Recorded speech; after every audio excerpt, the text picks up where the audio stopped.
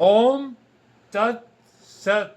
ये तीनों सच्चिदानंदन परमात्मा के पवित्र नाम है।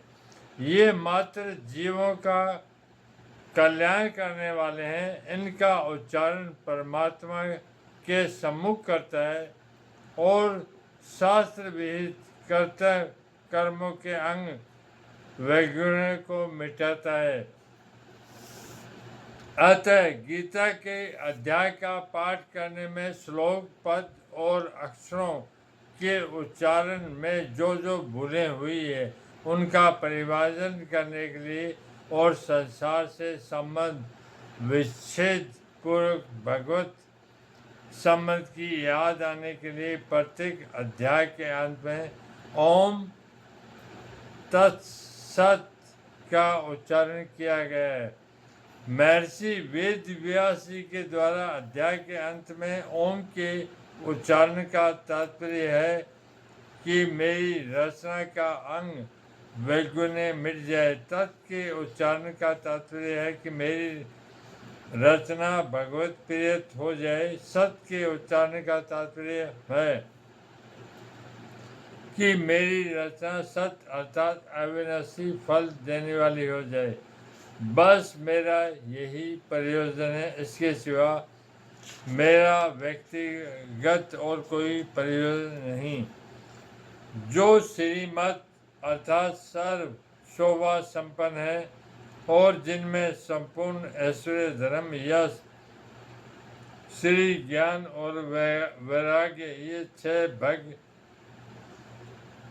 नित्य विद्यमान रहते हैं, उन भगवान के मुख से निकली हुई होने के कारण इसको श्रीमद् भगवत कहा गया है। जब मनुष्य मस्ती में आनंद में होता है तब उसके मुख से श्वेत गीत निकलता है। भगवान ने इसको मस्ती में आकर गाया है, इसलिए इसका नाम गीता है। यद्यपि संस्कृत व्याकरण के नियमानुसार इसका नाम गीतम होना चाहिए था, तथापि उपनिषद स्वरूप होने से स्त्रीलिंग शब्द गीता का प्रयोग किया गया है। इसमें संपूर्ण उपनिषदों का सार्थ संग्रहित है और यह सब भगवत वाणी होने से उपनिषद स्वरूप है, इसलिए इसे उपनिषद कहा गया है। वर्ण, आश्रम, संप्रदाय आदि का आग्रह न रखकर प्राणी मात्र का कल्याण करने वाली सर्वश्रेष्ठ विद्या होने के कारण इसका नाम ब्रह्म विद्या है। इस ब्रह्म विद्या स्वरूप गीता में कर्म योग, ज्ञान योग, ध्यान योग, भक्ति योग आदि का योग साधनों की शिक्षा दी गई है, जिससे साधक को परमात्मा के साथ अपने नित्य संबंध का अनुभव हो जाए, इसलिए इसे योग शास्त्र कहा गया है।